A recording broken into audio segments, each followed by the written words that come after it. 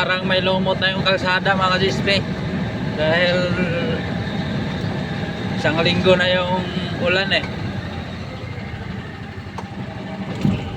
walang init kaya nabubuhay na yung lumot sa kalsada, madulas na yung kalsada mga dispe. Ingat tayo mga bumabiyahe araw-araw, no? Lalo na yung nagmumotor katulad ko, araw-araw nagdadrive ng motor, bawat pasok uwi drive ng motor, no? Kasi ang kalsada guys, takaw aksidente ito guys kasi sobrang dulas na guys eh. Maraming lumot na, nilulumot na eh.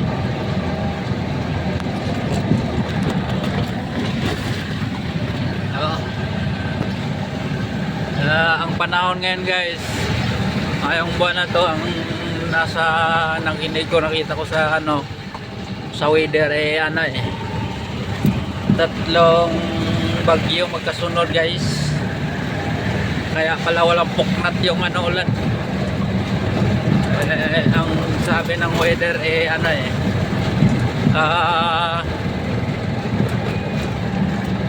malakas daw yung ulan, yung bagyong ito. Medyo mahina yung hangin ng ulan, ang malakas. Pero hindi naman tuloy-tuloy yung ulan, pabugso-bugso lang mo. Ganun ang sitwasyon yung bagyo ngayon guys. Medyo hindi tayo kabado kasi mahina yung hangin eh. Ulan lang malakas. Okay na yan. Kaysa malakas yung hangin, saka malakas din yung ulan. Talagang mayroong babahain nun at saka morning mawas out yung ano, mga kabayan na medyo malapit sa bahay lugar. Guys, ingat lang tayo mga dispe, no? Yung mga matatamaan ng baha at lilikas na kayo kasi yung bagyo walang hinto guys. Maganda yung manigurado safety kasi kaysa nandyan na likas na kagad yung malapit sa bahayang lugar mga dispe, no? Yan ang importante dyan, na safety tayo palagi. Doon tayo matutulog sa COVID court. Yung mga bahayang lugar dyan, COVID court na kayo matutulog guys, safety doon guys, hindi ka abutan ng baha doon. Ditong parte na to yung kadispe, binabaha dito eh. Binabaha to dito. So tinatahak natin ngayon, no? Binabaha to dito pagka sobrang lakas ng ulan. Ang lalim nito dito. Medyo nga lang okay na lang ngayon kasi gawa na mahina yung ulan. Parang hinda yung ulan eh. Kaya ayun ang kainaman dito sa kanilong bagyong ano, bagyong dumarating na walang malakas na ulan at mahina lang din ang gamit. Salamat pa rin tayo guys na hindi malakas talaga, mahina lang yung ulan at saka hangin. So yun lang guys, no? Ito dito guys, oh, napakalalim dito na parte guys. So ito bina dito, no? Ito dito eh, ano eh, mayroon pa nga natitira eh. So hindi na tayo pupunta ron guys, dito tayo paparking sa may bandang ano, kasi baka lulunurin yung ating service. Dito lang tayo sa gilid kasi ano, ay ako buhay, baka delikado ang way natin dyan pag malalim. Dito lang tayo mga display.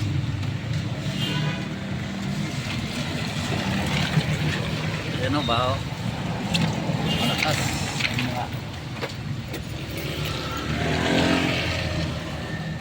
Tuloy-tuloy pa rin ang ulan guys, ha? Kala ko wala na, tuloy-tuloy pa rin, ha? Lumakas lalo yung ulan ng kadispe. Ayaw pagpaawat eh. Sige lang, huwag ka lang, para walang init. Okay lang ito ganito, basta wag lang yung sobrang lakas talaga sa hangin. kasi delikado na yun.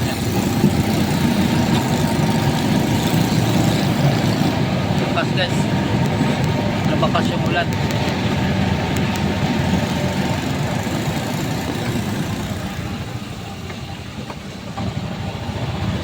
Baha na yung dashboard guys, oh.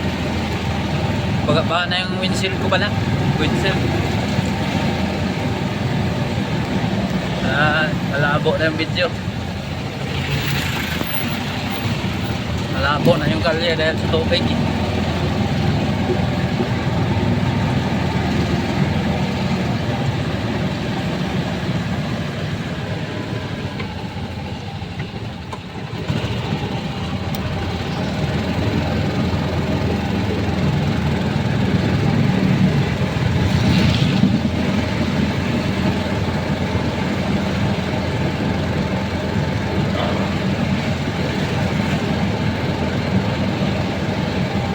Daming walang pasok kayo mga ano guys, mga estudyante. Nag-cancellation yung ano nila, cancel yung ano pala yung klase. So ng ulan eh. There, morning. Kaya sabagay okay na rin yung nag-cancel para safety, no? Malayo sa aksidente yung mga kabataan.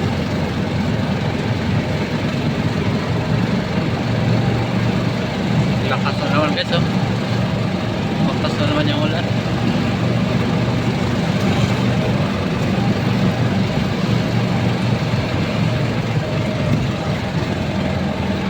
Klaro yung malabo na yung ano, salamin. Malabo na yung windshield guys sa tubig. Walang wiper to eh. Walang wiper yung ano ko, field service.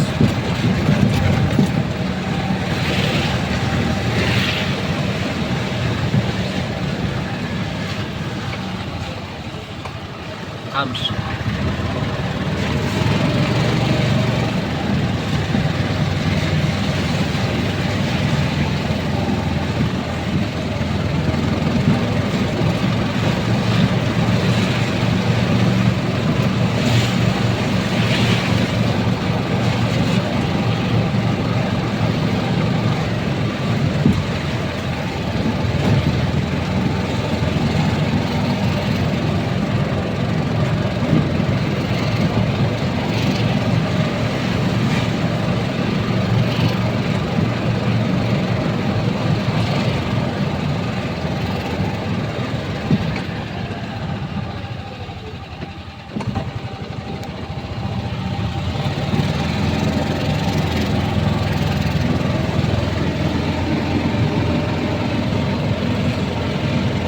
Ngalay na mga display, ngalay mga hawak. Kasi nahawakan ko lang eh.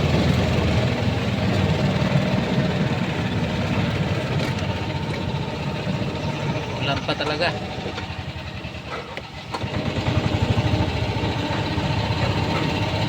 There, yeah. Yan guys, oh, may lumot na guys, oh. Yan yung may lumot na kasi amin aksidente dito mga display. Ayan, oh. Pag dumadaan ako dito pag nakamotor talagang engine brake ako eh, kasi bahon at palusong ito. Kaya ingat na talaga guys. Ano, naglumot-lumot na to dito eh, lalo na may mga puno, marami. Ano, talagang ano dito na lugar guys, mag-iingat talaga.